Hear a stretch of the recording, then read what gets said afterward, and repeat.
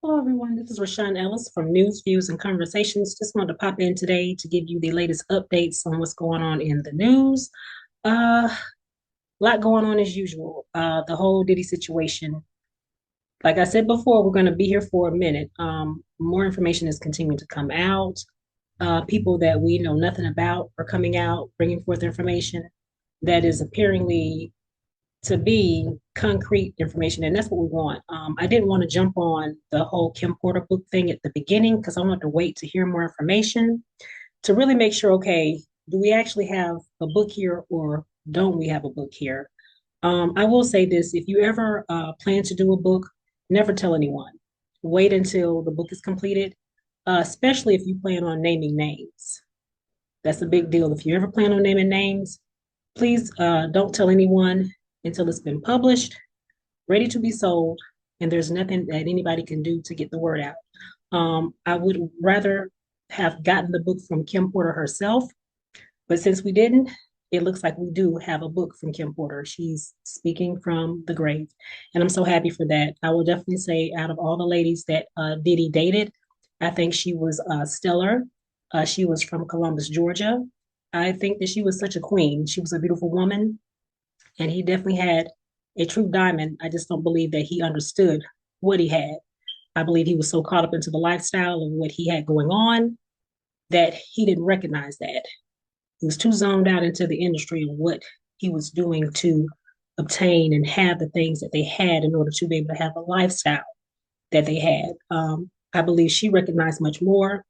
She could have been a savior for him, but he didn't want to recognize that. He was so in tune and zoned out to what's going on. So she's no longer here with us. More information is continuing to come out. I'm hoping that some things are not true that I have heard, but I'm going to keep it here. I actually already know what I believe, and which is why we are here. So, but we're going to continue, to find out what's going on. But so far, I have uncovered Courtney Burgess. We didn't know who he was, but he knew Kim Porter and knew other people that were connected to Diddy as well. Well, according to Courtney Burgess, he and the feds are confirming the actual book of Kim Porter. From what I understand, he was brought her book, I believe, on a thumb drive, and it had other videos. And I think I've heard eight. Uh, Research behind me if I'm wrong. I think eight so far, and it had a lot of information on there that could have been sexual with certain celebrities that could have been underage at the time. And also, one of those thumb drives had the actual book. It is the unedited version, according to Courtney Burgess and his attorney, Ariel Mitchell Kidd. They are in the process of contacting Amazon to have the unedited version published. So we're getting to the concrete information here. So we're going to find out, what happens next. As I always say in discussing anything Diddy, we're going to be here for a long time. This could end up being chronicles, like how they have like movies that are part one, part two. They're going to have a trillion because this is a rabbit hole. This is ongoing. So many people are involved. Um, so many people are involved. People have their own videotapes, their own video recordings. Everybody has a story. Like I said, as they're continuing to vet new people that are coming up saying that they were a victim, we're going to hear stories, I believe, for some time. This is going to be a long rabbit hole for a long, long time, infinite. This is not going to be a open and closed book situation. We're going to be here for a minute. Now, originally, the first book that was released by another gentleman, I didn't get his name yet, but I'm going to go back and do some more research on that. The first book that was released, that was shut down by the children in I'll Be Sure. They had that taken down. They did a cease and desist. But then I'm hearing other information where they're saying it's still out there, but you just got to like really look, research, and try to pull it up. So I don't know. I got to go check and see for myself because I didn't want to jump on the bandwagon of buying it at first because I don't like the fact that Kim Porter is not here to speak for herself. And I don't want to be believing everything I hear, like time it drops, like, ooh, this is what's going on. I really want to make sure that we heard from the queen herself. She deserves that dignity. She deserves that respect.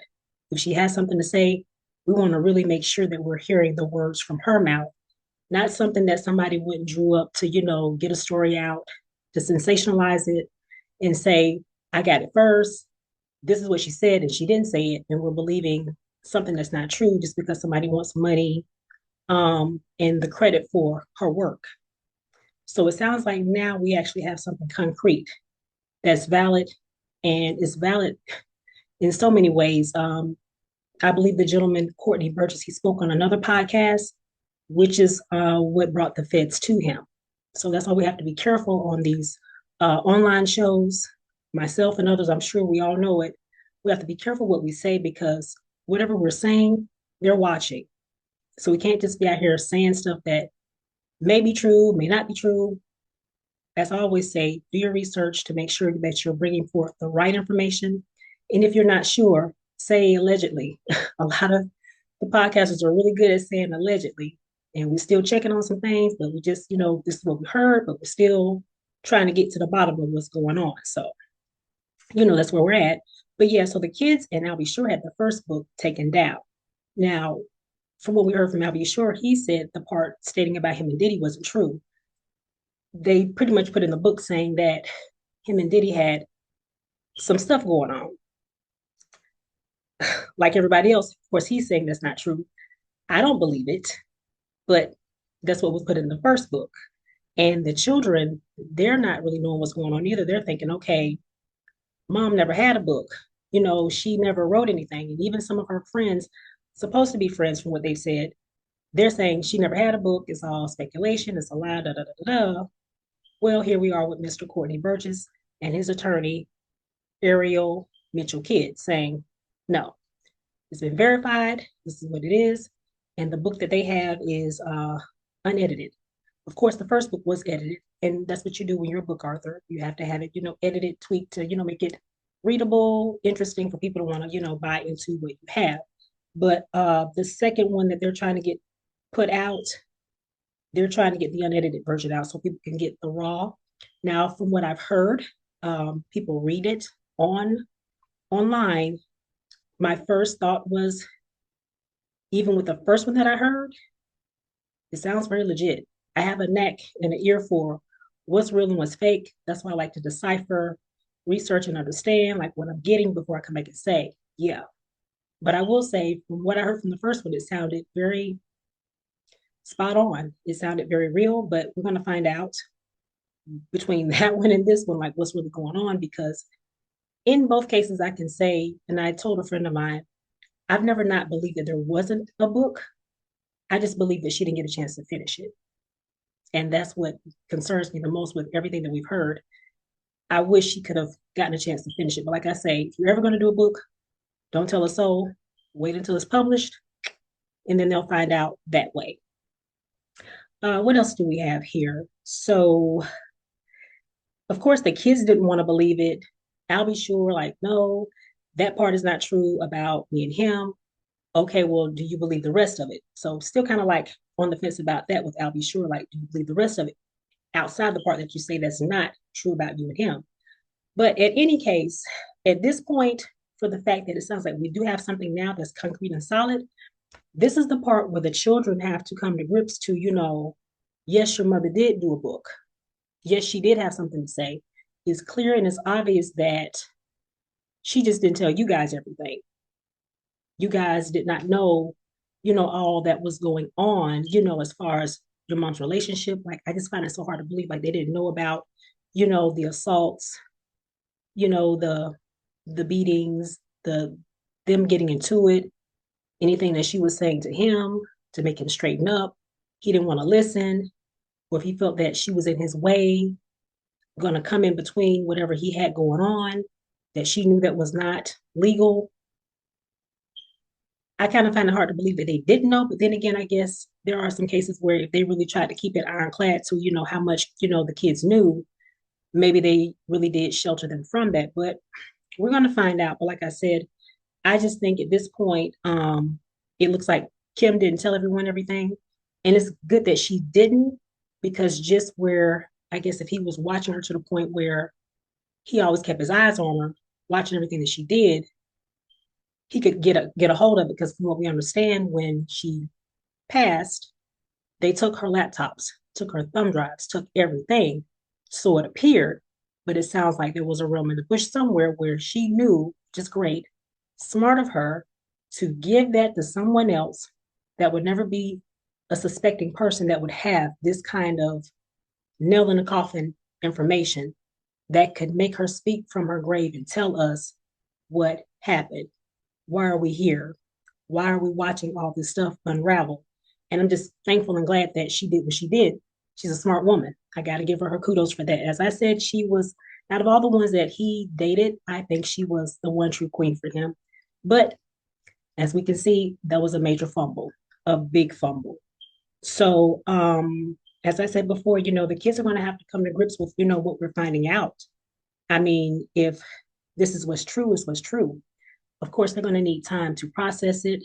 We've heard, of course, already on the news, them getting into it with Ray J at a Halloween party. I believe it was being thrown by Amber Rose. And he's been speaking, I guess, with the feds, of course. And they are like, you've been hanging around us. What you speaking to them for? What you saying? Da da da da. Chris Brown, of course, my favorite artist, real artist. He steps in to, shut it down because he knows too well. Don't even do that. That's the last thing you need, especially right now with your dad being in the situation he's in. This is the last thing he needs that will keep him in jail if they are going to let him out or hear anything he has to say at this point. He doesn't need you guys out here showing out, cutting up, and getting ready to be in there with him if you don't straighten up and fly right and, go lay low. Go sit down somewhere, go get quiet because it's a lot that's going on. You guys are hot because of your dad. Your dad is extra hot, flaming hot. All these tapes, all these allegations, all these victims, y'all don't need no more noise. You're known enough at this point. You need to go be quiet somewhere because too much is happening. So much so that you can get to the real of what actually happened to your mom. Whatever she didn't say, whatever she didn't, disclose. Now is the time to be getting the real information on that. So, as I always say, we pray for everybody. We pray for the best of what comes out of it, but whatever's true has to come to light. You can do things for a very, very long time. And when God gets tired of you, he will bring everything to the forefront. A lot of people move on in their lives. They're done with their past, but their past is not done with them. So, like I said, you got to be careful how you move. You got to be careful how you walk. Never try to tell anybody how to, do whatever. But I would just say, God is mighty. And we all should know that are believers of him. It is what it is. I mean, ain't no shame ever. He is mighty, and you got to be careful how you do things. You got to be careful how you come up, how you obtain. It has a lot to do with you keeping it. So we're finding that out right now on a world stage. God says no one is obsolete. So I want to play you the clips from TMZ where they are interviewing Courtney Burgess and his attorney, Ariel Mitchell Kidd, and getting the information. Now, I actually think he actually spit out more information on the TMZ interview versus the News Nation interview. But I'm going to play you both so you can hear both of what I heard, and you guys get a chance to get to the information like I'm getting into it and getting what I need and what I want to know about it. Like I said before, I'm going to hit only on the pieces that I think that are just concrete. Tisa tells she got all of it. She got every crack, every crevice of what's going on. But I want to hit on the main meat and potatoes of what we want to focus on. Like, okay, where is this going now with the case? As far as this information coming out with what this gentleman has. And of course, like I said, Tisa tells she has all of it. So definitely continue to check out her channel. She has every crack and crevice of what's going on. But I like to hit on the meat and potatoes of where we're at now and how is this going to affect the case now. I want to get to like what is. Where do we stand with it now? How's this going to affect, the end game of what we're watching unfold now? So I want to get to the business of it. I mean, I hate that we don't actually have names. We have speculating names of who may be on the tapes, but we still don't have everything. So I'm one of those people, what is it? Just tell me. I don't want to speculate and do a whole bunch of videos on who, maybe this, maybe that. And we heard this, we heard that. No, where is the information? So I only want to bring those videos to you guys of what we have. Like how today we're coming back like, hey, it's confirmed. This is it. This is legit. We got concrete information this time versus this may be the book. She probably did finish it. This is some of it, not all of it. What about this? What about that? That's why I waited to come back with any more information. So now we actually have something concrete that we can actually, bring you guys for you to decipher the truth for yourself and to take it in. And like I said, weigh your options between both books. But we're going to go with the second one and see what comes with that and go from there. But again, I'm going to play you both clips from Courtney Burgess and his attorney, Ariel Mitchell Kidd. We're going to play you both clips from TMZ and News Nation. And I will see you guys in the next video. Have the feds been in contact with you? I did watch your YouTube interview. I saw as of 2 weeks ago they haven't been in contact with you. What about today? Yes. So they have been in contact with you. Is that why you're here today? Yes. Okay. Homeland Security. Oh, wow. So were you surprised, or was that the call that you were kind of waiting for? Surprise. Oh. Do you feel like the interview had had anything to do with it, or? Yes. Yeah. How do you know Sean Combs? Generation. Frank Lucas was my godfather and his father, and then we both was in the music business for 30 years together. So you personally know him? Not who? No, who personally? Sean Combs. Not personally. But you know of him. He knows of you. Yeah. I used to be in Tupac, Hussein Fatal. He stopped a lot of my music. A lot of other people who didn't care about him. You understand? That's not around today. Right, so Stewart from Def Jam Records. Mm-hmm. You made a lot of allegations, right? Are you expected to eventually turn those things over, or? Well, that's what we're going to head over to do now. So we have a hearing now to determine what we're going to do in terms of what documents we'll have to turn over and what documents we do not. So why were you in court today? Just to give testimony to the grand jury. He was subpoenaed by the court, so as we all know, if you don't answer a subpoena, the marshals will come to your house as they came to his house, and they will bring you here. So that's why we're here today. I know you can't mention celebrities per se. You did mention some in the interview.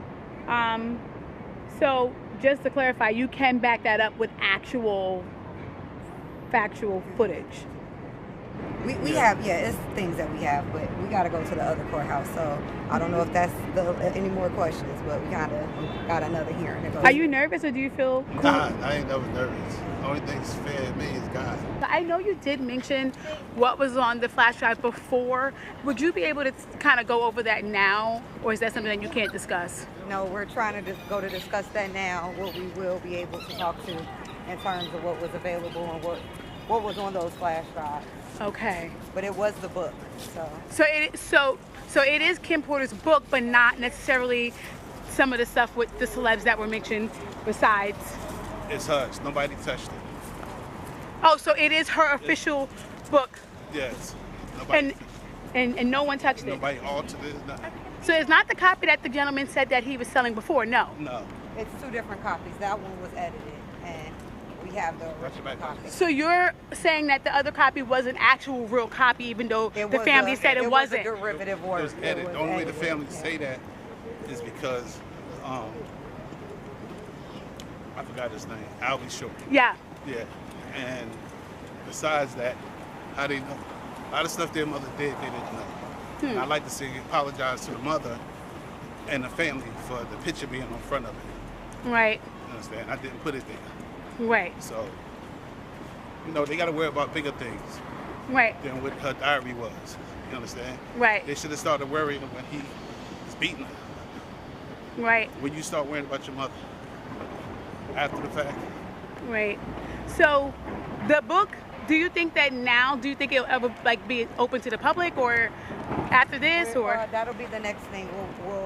I've been contracted to go to Amazon and work out whatever legalities that may have existed prior so that we can republish the book. Wow, so the public will get to see her actual words and thoughts. So very soon, the actual unedited version. We'll be putting that out soon. So, I'm wondering, do you own the rights, I guess, or how does that work? I guess the own rights was given to me, right? I'll say possession is not for the law. So. Because my next guest just testified before a federal grand jury. He says he was in possession of a trove of digital evidence from Diddy's freak-offs and parties. His name is Courtney Burgess, And he says a friend gave him 11 flash drives that belonged to the late Kim Porter. And if you follow this story, you'll know that Kim Porter is Diddy's ex-girlfriend and the mother of 4 of his kids. On those drives, the witness says 8 videos featured 8 celebrities at Diddy freak offs or parties, and that 6 were males, 2 were females. The drive also included a manuscript of an alleged Kim Porter memoir, a memoir that her 4 kids insist is fake. Courtney Burgess told his story on a podcast before he told the grand jury today, and after he told the grand jury, and I mean immediately after, he booked it over to my set, and he and his attorney talked to me. I should tell you that he was very limited in how much detail he could go into about his testimony. And because the 8 people in the videos, the 8 celebrities in the videos were allegedly victims of sex crimes, we know who they are, but we will not be naming them, famous or not. Here now is my conversation with Courtney Burgess and Ariel Mitchell, who's his attorney, beginning with the question of whether the participants in the video even knew they were being recorded. Were there any cameras in places where you'd assume privacy, like bathrooms? Well, I've never been in this house, but the picture, yes.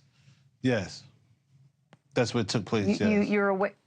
You're aware of surreptitious cameras that were recording in private places like bathrooms? I didn't see the cameras. You could tell how the person was angled. I knew that it was a camera there because I was there. You know, I wasn't there. I don't know if the person was too tall, he was holding it or whatever, but I wasn't there. May I ask you this, Courtney? And Ariel, you can jump in on this as well, but I want to hear from Courtney first. Your home was raided by federal authorities, and I assume it is because of this material. Is that true? I wouldn't say that. They just went to every one of them looking for me. They said, the paperwork said the 24th, that I had to be there the 28th, and then it was the 27th. I said, I can't make it there, that's tomorrow. So I don't know. From the look of it, it was 4 days.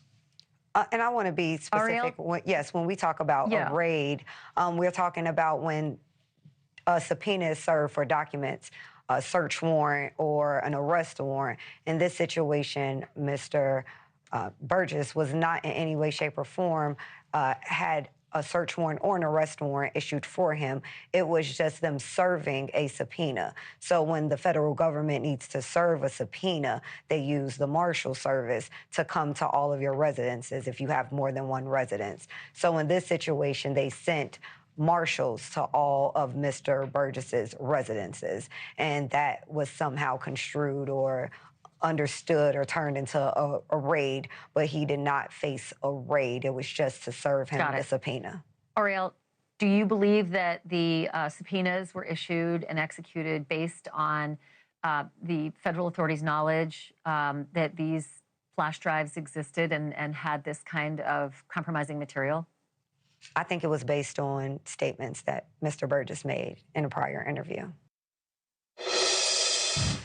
And those statements include descriptions of what the witness says he saw on those tapes. So I asked him about that, and he answered what he could, given the limitations imposed on him after testifying before the grand jury. Out of those 8 videos, 8 celebrities, 6 men and 2 women, how many of those 8 celebrities were close to being underage or potentially underage? 2 males. 2 males.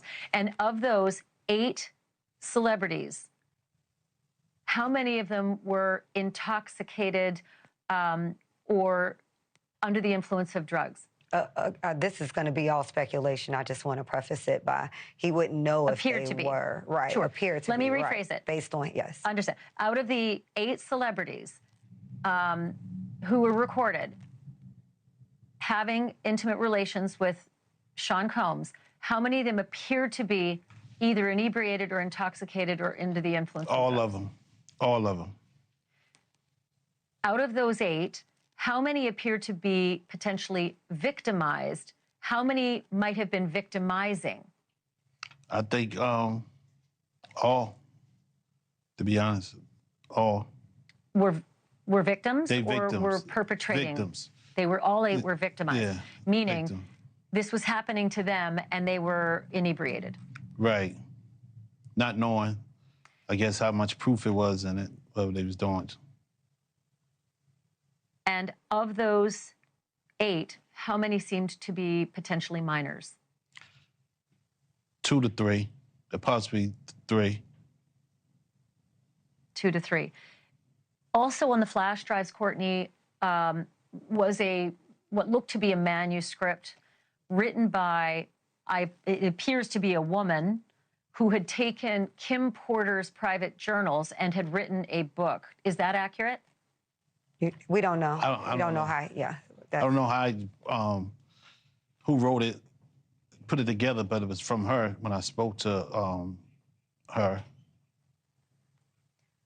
What you received on the flash drives, was it the completed book or was it notes from Kim Porter that later were made into a book? It was completed. It's only 60, Okay. only about 54 pages. It was Sure, and in the beginning, it says, Kim made me promise that if something happened to her, I would make sure this book became public to the world. The way Sean moved, I knew that was a promise I would have to fulfill.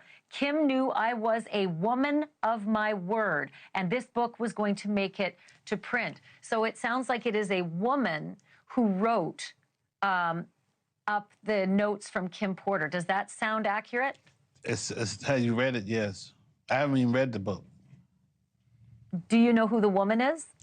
No. And to be clear, he received it in its complete form. So I think just to make sure we have some clarity here, the manuscript that Mr. Burgess received was already in its complete form. It's not that he edited it or changed anything. Got it. He did give it to someone Makes else sense. who then edited it, but that's not how he received it. Okay, so Ariel, did your client, Courtney, receive the book from the woman who seems to have written it, saying, I'm a woman of my word, and this book is going to make it to print? I don't know if he received it from a man or a woman. He can answer that. I received it from a man. I tell you, somebody she was dating. Do you know if the notes from the book really were from Kim Porter? It was, yes, because I spoke to her probably like 6 hours before I received it. You spoke to Kim Porter? Yes. So Kim Porter. Just saying hi. Okay. Just saying hi. Okay, Ariel, go ahead and give me clarity on the timeline. No, I'm trying to get him Ariel. to provide clarity of, was there a conversation with her? No, I was or talking just... to the person, and he said, hold up, this is Courtney, be right here. Let me say something to him. He said, I know him, put me on speaker. Then that's how we end up speaking.